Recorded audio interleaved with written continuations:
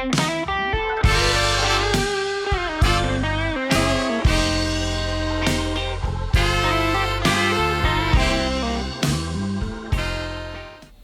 and welcome to another deluxe serving of Blues Guitar Snacks, the second in my little series about the Mixolydian scale, or an anti-Mixolydian scale series, I guess you could call it.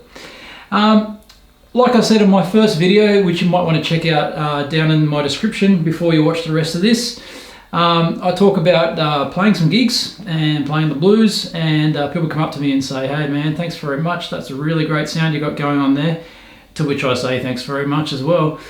And a lot of the guitar players will actually say to me, "What were you using there, Mixolydian scale?" And it's a long answer. Basically because the short answer is no, and the long answer is, but I do use notes from Mixolydian, but I don't play it like a scale. I still play the blues. I find people who have just learnt the Mixolydian scale who are just incorporating it into their blues improv. You can tell where it's been kind of crammed in, because it gets a little bit heady and a little bit intellectual, or a little bit scalar.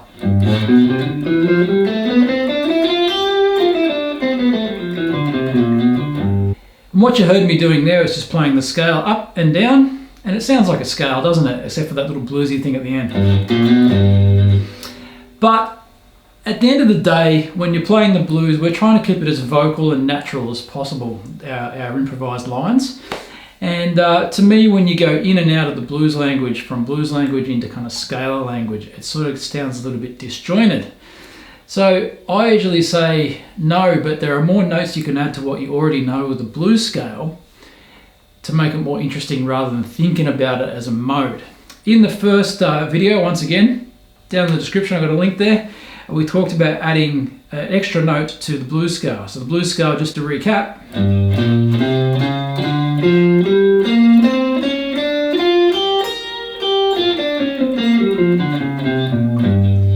it's the pentatonic scale with the added flattened fifth.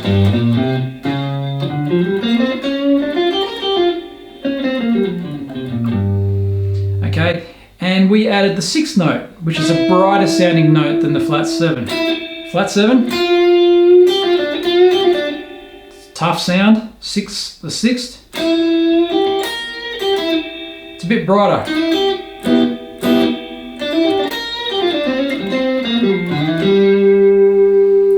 Let's add one more note now. Let's add the ninth. So if we go up the major scale, our do, re, mi scale, there's the ninth note there, which is an A note in this key of G, for an example. That A note is also the second note. The second note is also the ninth. And it's also up here on the fifth fret on the high E string. Okay, real common place to play it. So if I'm going to play something tough like this, like a regular pentatonic, minor pentatonic, bend the ninth instead. Instead of bending this up minor third, I can go. And I just added the sixth in there too. So instead of like, let's.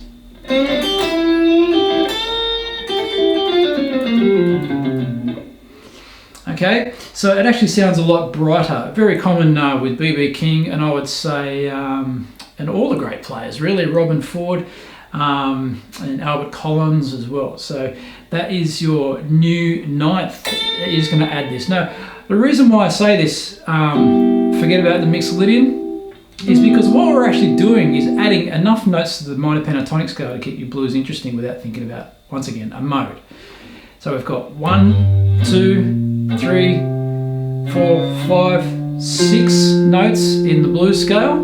If we add the ninth, we got 7. So that's just as many as a mode. We add the sixth. We've actually got an 8-note scale, which is one more note than the Mixolydian has. Okay, so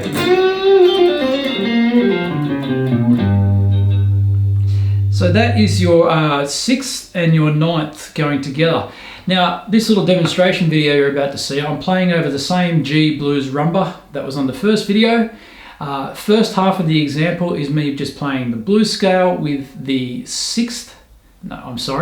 ninth added, and the second half of the video I'm playing both the sixth and the ninth in addition to the blues scale.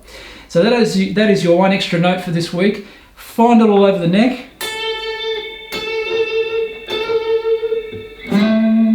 Okay, and wherever you know the blues scale in any part of the neck, incorporate this A note or the ninth.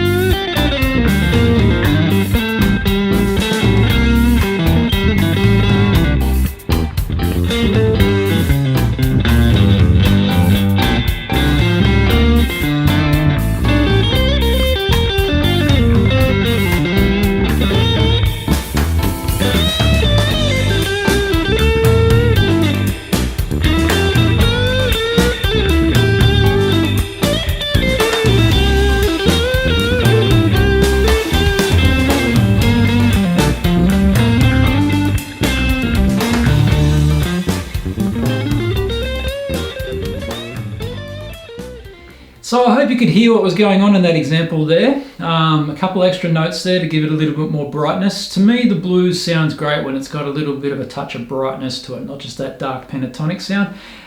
Those notes mixed in with the minor pentatonic scale is what Robin Ford calls the salt and pepper. It's the light and shade. It's the contrast between the tough sound and the sweeter sound.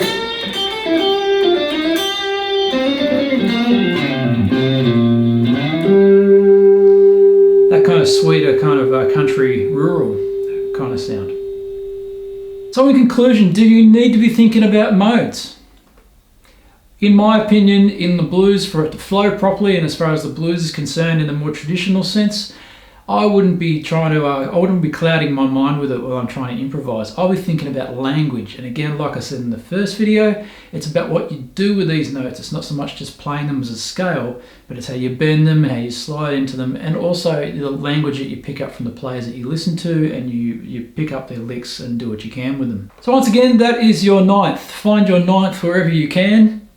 Bend it, slide up to it, do whatever you've got to do, but find it within your minor pentatonic scale and start working with it. Have a great week, and I'll see you soon.